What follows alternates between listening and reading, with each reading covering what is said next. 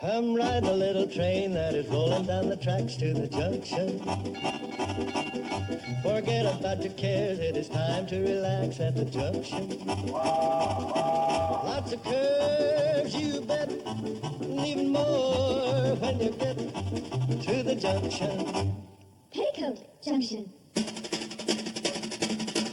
There's a little hotel called the Shady Rest at the junction. Petticoat Junction. It is run by Kate. Come and be her guest at the junction. Petticoat Junction. And that's Uncle Joe. He's a moving kind of slow at the junction. Petticoat Junction.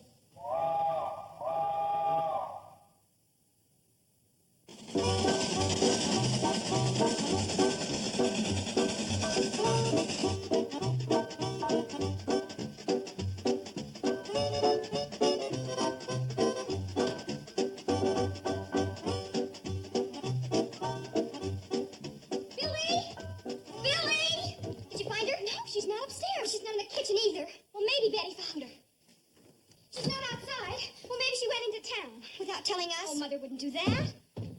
Oh, she's in the cellar. Why didn't we think of it?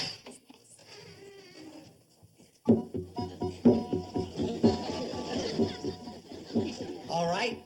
Who hid my Indian? Uncle Joe, we're worried. We can't find Mama.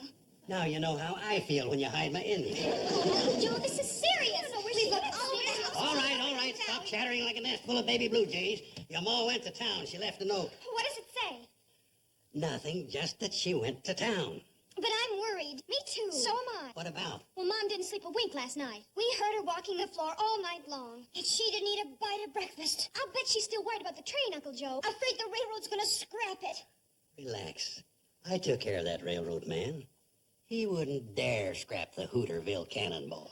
Has anyone heard the train this morning? No, I haven't. I haven't either. Then Mother must still be at the track waiting. Come on, let's go.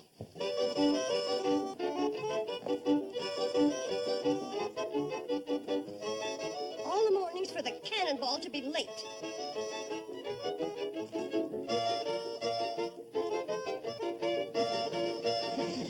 Mother, no! Don't do it! Don't... Do what?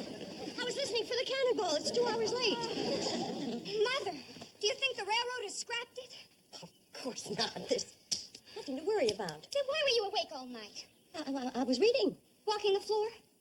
If I read in bed, I fall asleep. Mother, you're worried about the train. Oh, I am not. Well, you didn't eat a bite of breakfast. Of course I did. I had coffee and buttered train. Toast.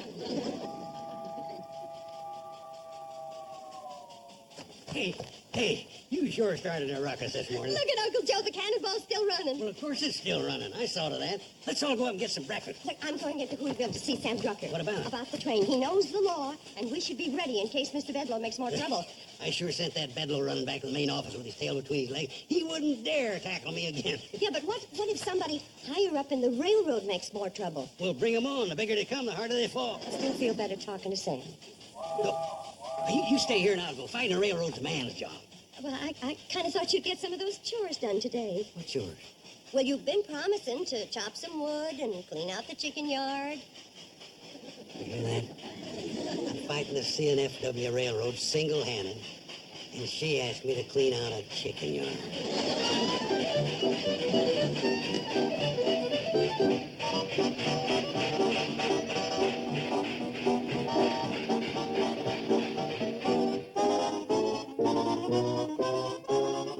Bedloe, you had a job to do, and you didn't do it. But, Mr. What do Curtis... those rules do to you back there? You used to be the best hatchet man this railroad ever had. Now look at you. You couldn't chop your way through a watercress sandwich. Mr. Curtis... Don't just stand there. Start lying. Yes, sir. Well, Chief, I saved this land at least $150,000. If we junked the Hooterville cannonball, most people were going to sue us for damages. Let them sue. Why do you think we're overpaying our lawyers? Gentlemen, I tell you the Hooterville cannonball is through. But it's such a quaint little The train. CNFW doesn't have room for quaint little trains. Now, if we hook up the main line from Hooterville, extend the branch from Pixley to our existing track, we can cut 30 minutes from the schedule of the Fenton City Flyer. 30 valuable minutes. And that means money in the bank for the CNFW. But, Chief, you can't send a flyer through that valley. There are too many curves. We'll straighten them. And the trestle that connects with the branch line is absolutely ruined. The others are too narrow and old. We'll build new ones out of concrete and steel. But the right-of-way is full of hills. We'll level them. And swamps. We'll fill up the swamps with the hills. Gentlemen, we'll send our diesels through there so fast, those Hooterville hicks will think they're living on a launching pad. I will have a full report for you by the end of the week. I am going into that valley incognito and make a personal survey. But Mr. Incognito, Mr. Bedlow. You see, that's where you made your mistake. You told them who you were, and they ganged up on you. Miss Hammond, I want you to have my helicopter and wrinkle me a suit. Have them both on the roof in 20 minutes.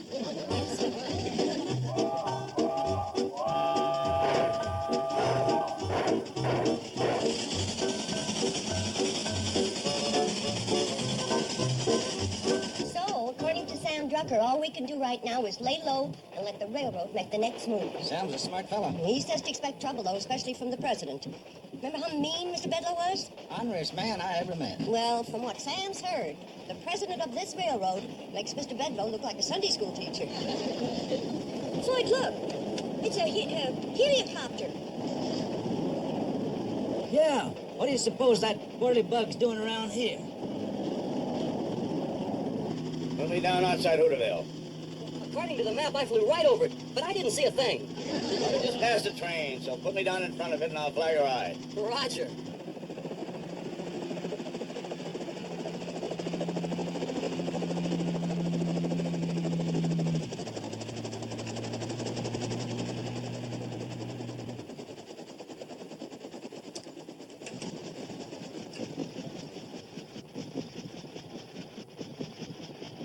Don't forget now, I'll be waiting at Hooterville, ready to be picked up Friday noon.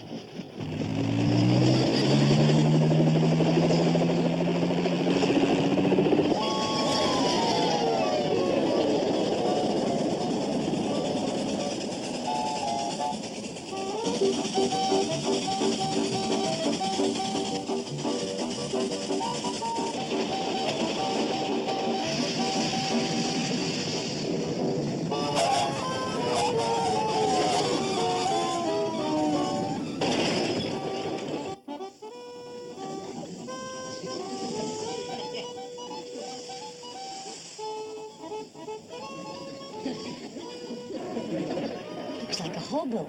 Yeah, and he had the nerve to stop the train. Go easy on him. Listen, Kate, it's bad enough for a hobo to hook a ride on the outside, but he'd come inside. Yeah, but the poor fella looks like he's on his last leg, so take it easy, huh? Hi there. Hello? My name is Kate Bradley. I run the Shady Rest Hotel up the tracks away. And this is Mr. Smoot.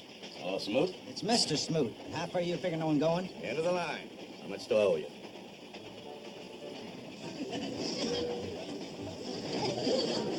Well, my secretary must not have put any money in these clothes.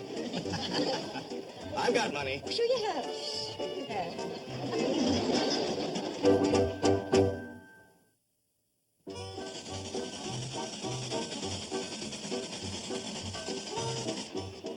I still want to know what the fare is. You wouldn't know what to charge him, would you, Floyd?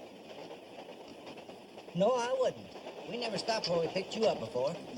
Hi. What's up, Charlie? Oh, nothing. Just come back to check on the hitchhiker. Wait a minute. You're the engineer, aren't you? Yep, sure am. Well, then who's running this train? My little girl. What? Betty Jo, my youngest daughter. Runs the train real good, too. Come on, Floyd. We're almost to the trestle. See you later, folks. They let your daughter run this train, a child? She's been running it for years. Has a real steady hand on the throttle.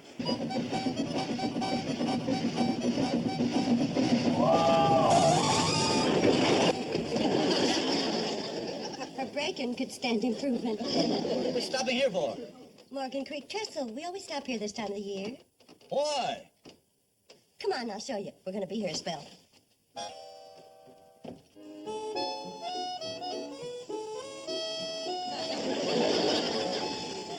I'm all baited up and ready to go. Dump it in. Fish ain't likely to climb up here begging for it. Quiet, both of you. I think I got me a nimble. Nope, the worm was just stretching. Oh, no. You mean to tell me you stopped this train just to go fishing? We ain't in no hurry. Well, I am. Let's get this iron rolling. You sure give good orders for a hobo. A hobo? I am Norman P. Curtis, presently a hobo. Well, if you don't intend staying one, there's no shame in it. Would you like to try my pole? Oh, no, thanks. I'm not much of a fisherman. Well, you never know till you try. Go ahead. Well, all right. But I'm not very good at it. Ooh, I wouldn't say that. I think you got something already. Either that or Betty Jo's using a mighty heavy worm. By George, I've got a fish. Look, a fish. Isn't that cute? I caught a fish.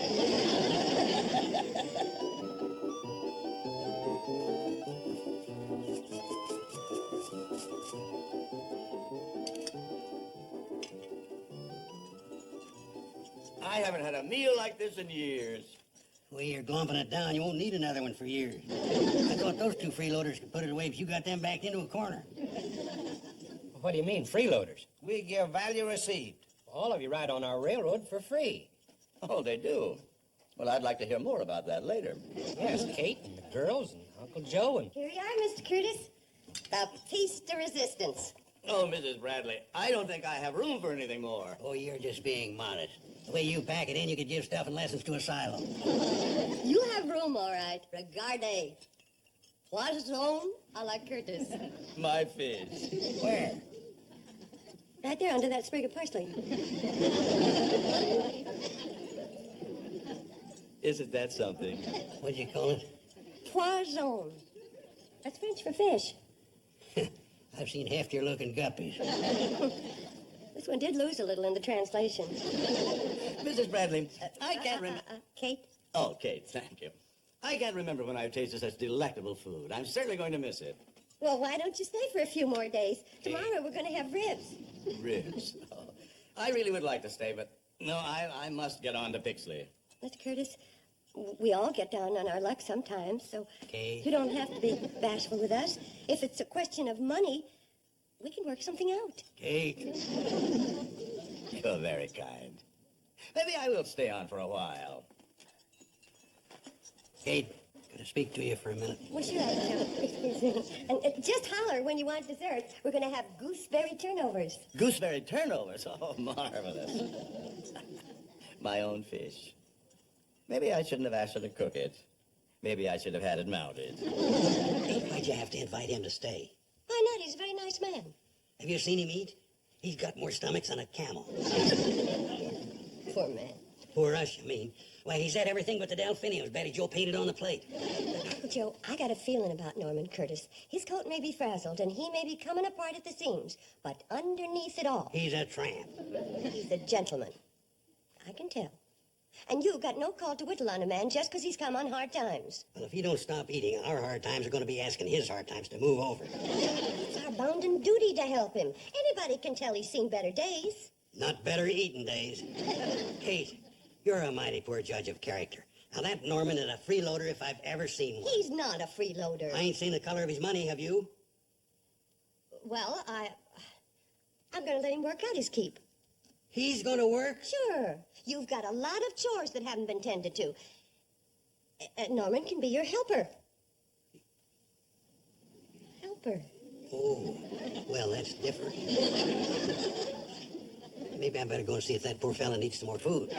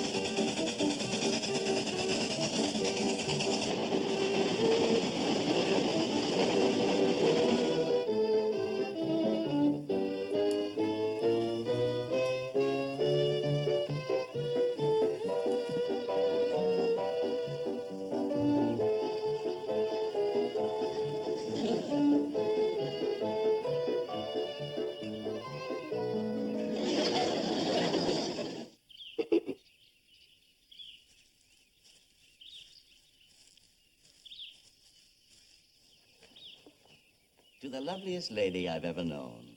Thank you, Mr. Curtis. Norman, please. Tell me, Norman, is that a compliment to my personality or to my cooking? Both. You know, Kate, I think these have been the happiest days of my whole life. Maybe it's because you've been doing something. You have been keeping me busy. I haven't chopped wood in years. But you need a steady job. You're right. And when I leave here tomorrow, I'm going to the main office of the CNFW Railroad. And ask them for a job. Any kind of a job. Oiling, wiping, walking track. Why, with your brain, you could work up in no time. You really think so? Oh, yes, Norman. You got it in you. You set your mind to it, and in 5 or 10 years, you'll go right to the top. I'll be so proud. I'll point at you and I'll say, that's my friend, Norman Curtis, station master. Well, let's not aim our sights too high. Mr. Curtis, any special song you'd like to hear? Yes. How about Apple on a Tree? I don't think we know that one. Really, Joe, do we know Apple on a Tree? No. We don't know that one. Oh, that's the finest song you ever heard. Here, give me that thing.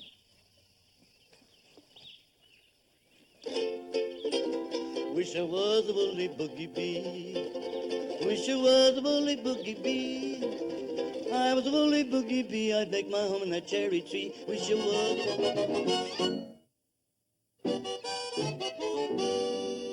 Your president did not fire blank cartridges in Hooterville. I did not permit mawkish sentiment to influence my decision. Well, I'm sorry, Chief. I must have been hypnotized. Well, when did we go back to work up there? On what? Well, like you said, to hook up the branch line with the Fenton City Flyer. What are you talking about, Bedlow? We can't send that flyer through that valley. There are too many curves. But you said we'd straighten them. The right-of-way is full of hills. But you said we'd level them. And swamps. That's where you said you put the hills. Well, there are too many swamps and not enough hills. And furthermore, the main trestle is completely wrecked. All the others are old and narrow. They're good for nothing but fishing. But you said we'd build new ones out of concrete and steel. What's the matter with you, Bedlow? Are you trying to bankrupt this railroad? Your entire idea of modernizing that branch is unfeasible, ill-advised, and unpatriotic. My idea. Unpatriotic. Gentlemen, I am leaving immediately to try and straighten out the mess created by our ambassador of goodwill, Mr. Bedlow here. I'll have a full report for you by the middle of next week. Or the week after. Well, anyway, I will let you know. Gentlemen, this meeting is adjourned.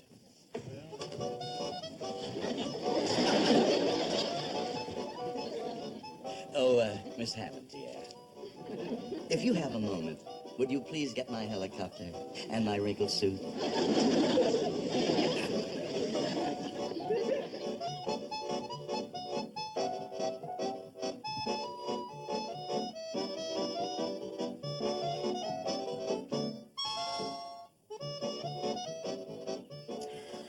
Hope Mr. Curtis got that job. What job? At the railroad.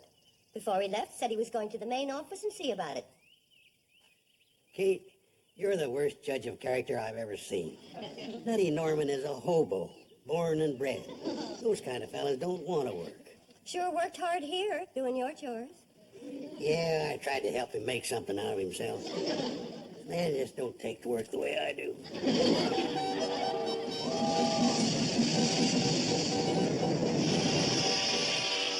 Thanks for the lift, fellas.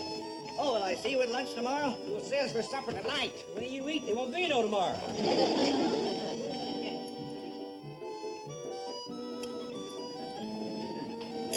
You know something? You're the first man I ever seen could get sparks out of a knife and fork. Now, Uncle Joe, leave him be. He feels bad enough not landing that job. Yeah, it's ruined his appetite. Just as well off not getting in with that CNFW outfit. Yeah, I hear they are all a bunch of nuts. That's the case Nutty Norman ought to be president. Now, that's enough. I do hear they're awful hard-hearted, especially the president. They say he's a terror. Did you get a good look at him when you was up there? As a matter of fact, I did. What does he look like? Well, he's a pretty good-looking fella. And rather nice when you get to know him. You're as poor a judge of character as Kate. That skunk's trying to scrap our railroad. Oh, now, wait a minute. It isn't altogether that skunk's fault, the president's fault. As a matter of fact, he wants to save your railroad. He does? Yes, he really does, Kate. But you see, he's accountable to a board of directors, and they are accountable to the stockholders, and, well, you know stockholders. Well, when the fiscal year terminates, they want those net profit dividends to be commensurate with what... Norman, when you try to talk business, you're pathetic. Stick to eating, that's what you do best. You don't sing bad. Speaking of that, let's all go outside and do some singing. We've got a surprise for you, Mr. Curtis. Oh, really? I wish I was a woolly boogie bee. I wish I was a woolly boogie bee. If I was a woolly boogie bee, I would make my home in that old cherry tree. I wish I was a woolly boogie bee. Yeah, doing our song.